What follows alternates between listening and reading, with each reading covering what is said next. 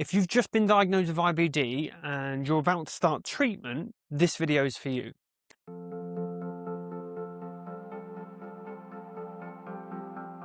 Now in this video I want to talk about biologics, and the reason I want to talk about it is because I've had a lot of conversations with people recently about biologics, and there seems to be a lot of misinformation out there, people scaremongering and stuff like that. So I just thought I'd take this time to explain essentially how we got here, what they do, and why you don't really need to be as fearful of them as some people make out. So the way that we treat IBD, and the way that we've always treated IBD, is to essentially try and control inflammation. Now, originally, 60, 70, 80 years ago, when people were suffering with this, there weren't any biologics available. So the only option was to put people on steroids. Now, steroids, as you know, suppress the whole body's immune system.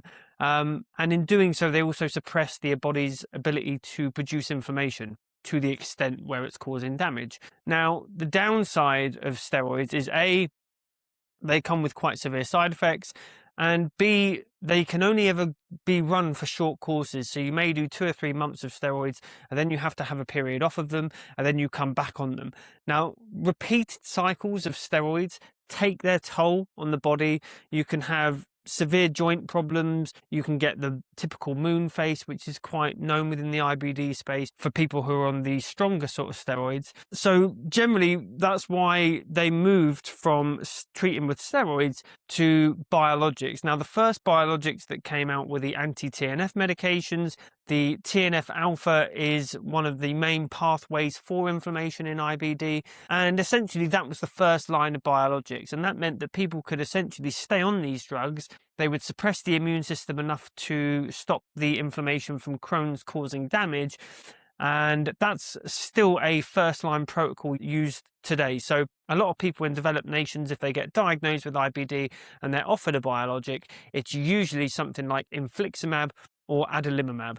And generally the main difference between the two is that one is self-administered via an injection pen, and the other one is carried out at hospital, where every 8 weeks or so you would sit on a drip, get your dose, and then essentially you're good for another 8 weeks. Now, in recent years, they've progressed these biologics further to be more specific and a little bit less harmful in terms of side effects, because with anti-TNF, although a lot safer than steroids, there are still some concerns around a small percentage increase in cancer, particularly skin cancer and lymphoma. And a lot of the evidence around cancer being more prevalent in people on these drugs is when they have these drugs in combination with other immunomodulators like azathioprine. So that's really where the danger comes in for the anti-TNF. Now, as I've said, they progressed the biologics from anti-TNF into more specific biologics that target even narrower pathways. So this is where you have things like Vedolizumab, which works specifically and solely in the gut. And then you have other biologics like Ustekinumab that target the IL-12 and 23 pathways for inflammation, and then even things like Risankizumab, which is a newer biologic which targets the IL-23 pathway. So that's basically how we've got here. Is over time these drugs have become more selective, and by being more selective it means that the overall risk from having a suppressed immune system has become lower. So that's a quick rundown of the biologics. Now, it's worth pointing out that with any of the biologics, yes, there are risks, but there's also risks to uncontrolled disease. Now,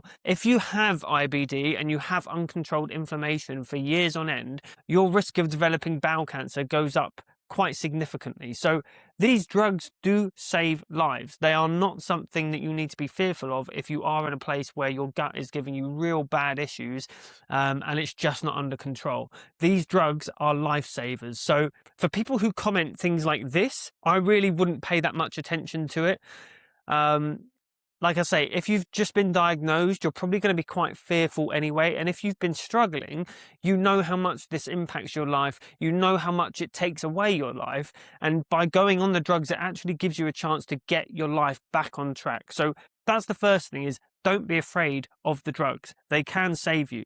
The second part to this is, even though you're on these drugs, often for a lot of patients, if they achieve remission for several years, doctors, particularly where I'm from in the UK, will look to taper that off, meaning they'll reduce the dose, they'll increase the interval times between your dosages, and it may even be the case that if you're doing really well, they'll try and see how you get on without the drug. So oftentimes it's not necessarily something you have to be on for life, but it can be something where if you're struggling and you can't really do well without it, they are worth having, and they probably will give you the chance of having a relatively normal and long-lived life. So I just want to say, please don't fear the biologics and listen to a lot of the scaremongering out there. Another point I want to make with this is when people are telling you that they did it naturally and they're med-free and the drugs are toxic, it's worth pointing out that firstly, everyone's disease is different. So the location of your disease, how long you've had it, especially with Crohn's disease, there's a lot more other complications that come with the disease than ulcerative colitis, because you have things like strictures, narrowing, and other things. So it's very difficult for someone to say that because something worked for them, that it's then going to work for you. Now, you can achieve remission, or at least some people can achieve remission without being on medications. I know that there are people who exist who have done that, and all the power to them. If that's something you want to try, then obviously that's down to you. But equally, I think it's important to note that it's not the same for everyone, and for some people these drugs really do save their lives. Now, the other part to this is that when people are telling you this, it's worth bearing in mind that if anything goes wrong, they are not the ones who are going to pick up the pieces. They are not the ones who are going to help you. They are not going to do anything for you.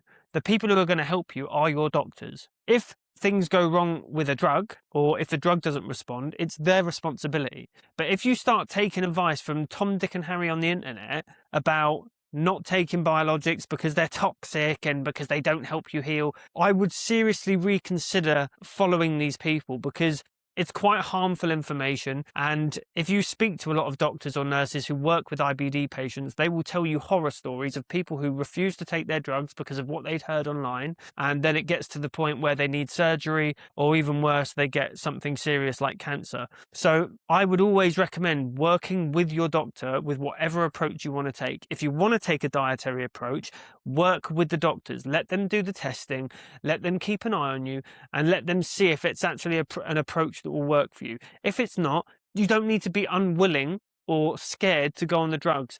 The drugs control the inflammation, and they do allow you to start mucosal healing, which is essentially your gut's ability to start processing food again. And I believe that a life with drugs that isn't restricted, where you can go out and eat with your friends, you can go to concerts, you can hold down a job, you can pay for your mortgage, all these things, is much more worth living than a life where you're constantly worried about what you're going to eat, you're constantly suffering from symptoms, all so that you can say you're med-free. For me, that just doesn't make sense. And one other thing I want to focus on here is when people say the government want you sick and they cause this and whatever else, it's really important to understand that as humans evolve, everything evolves with us. So we use new chemicals, we discover new compounds, and we build stuff from it. So for example, if we look at asbestos, originally it was a great material to use, it was really good for insulation, and then we found out that actually if you inhale these particles, it can lead to serious lung problems. We know that now, so we don't use asbestos. And obviously, as we progress as humans, the same is said for chemicals on food, the same is said for chemicals in construction sites, all sorts of things that we are adapting to all the time. So this explosion of autoimmune diseases, not just Crohn's and colitis, but also other autoimmune diseases, could be a result of human progression. We learn and we adapt. Now, there's only so much you can do to prevent these kind of things from happening. But from understanding that as we evolve, some people are going to get sick as a result of environmental toxins or whatever else, that we have to make the best with what we've got. And if you are one of these people suffering with IBD, yes, the aim might be to go med-free, but ultimately the aim is to live your life. And if the drugs allow you to do that, my recommendation is taking them. My recommendation is not listening to the waffle online. And as much as we all want to try and understand where our disease started and how it became what it was, I would always support everyone, if they can, by being med-free. You know, I and everyone else would love to be med-free, but sometimes we need the drugs to help us.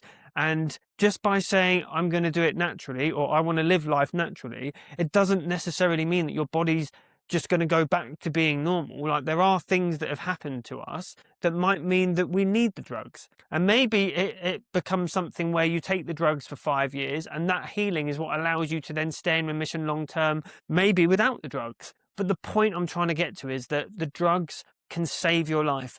And if you speak to people from developing nations who a lot of the time only have very minimal drug options like mesalazine and maybe not even steroids, then you'll realize how much these drugs actually help you and how lucky you are to be offered them. A large portion of the world doesn't have the luxury of being offered these drugs. A, because of the cost, B, the infrastructure, and C, the country is just not developed enough to be able to cater for that level of medical care. So if you're in a developed nation and you're being offered biologics, by all means, explore the other pathways, see how diet impacts you, see if there is a way that you can live without the drugs. But ultimately, if you can't, don't feel like it's a defeat. Don't feel like these drugs are going to kill you.